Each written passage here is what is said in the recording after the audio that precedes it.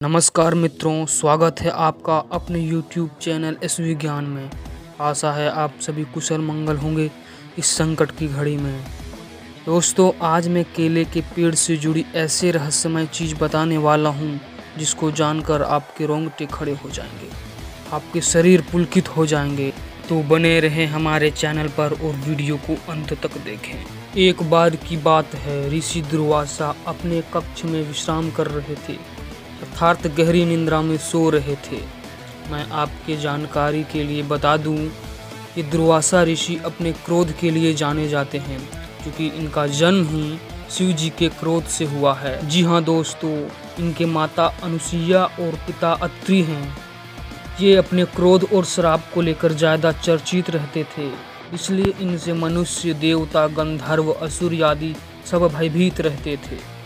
दोस्तों, मैं आपके जानकारी के लिए बता दूं कि यही वो दुर्वासा ऋषि है जिसने शिव जी को श्राप दिया था, जिसके वजह से शिव जी और माता पार्वती शमशान घाट में भी निवास करते हैं। ये वही दुर्वासा ऋषि हैं जिसके कारण अयोध्यापति भगवान श्री राम अपने प्रिय भाई लक्ष्मण का त्याग किए थे।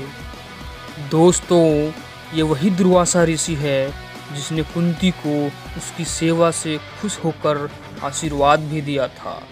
उन्होंने एक मंत्र दिया था जिसका आवाहन करने से इच्छा अनुसार देवता प्रकट होंगे और उसे वरदान में पुत्र प्राप्त करेंगे, जिसके फलस्वरूप कर्ण सहित 5 पांडव भी मिले। अब आप ये सोच रहे होंगे कि केले के पेड़ से दुर्वासा ऋषि का क्या संबंध है।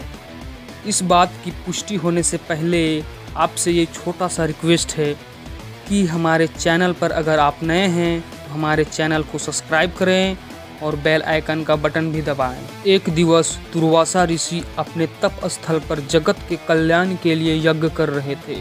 उसी अंतराल वो मध्याह्न में विश्राम करने जमीन पर लेटे और वे गहरी निंद्रा में आ गए।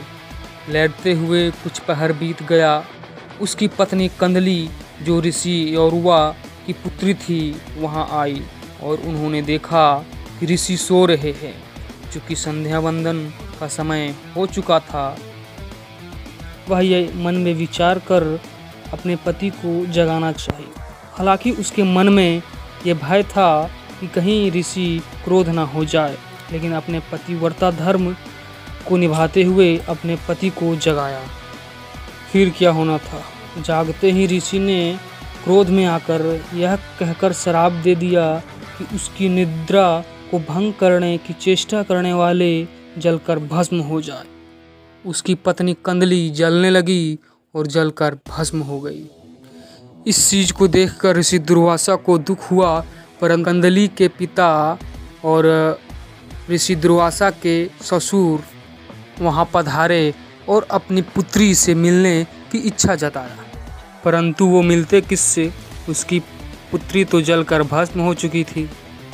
ऋषि यौरवा अर्थात कंदली के पिता के कहने पर ऋषि दुर्वासा ने अपने श्राप को वरदान में परिवर्तित कर दिया। देवी कंदली को कदली फल उत्पन्न होने का वरदान दिया, अर्थात केले का फल।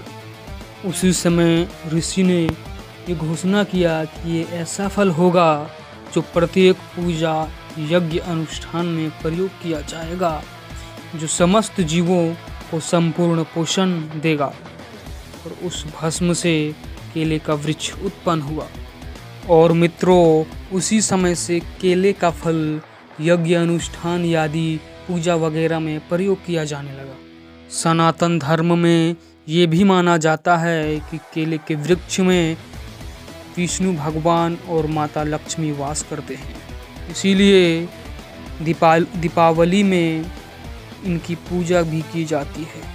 आपने ये भी देखा होगा कि जग वगैरह में, शादी वादी में दरवाजे पर केले का वृक्ष लगाया जाता है।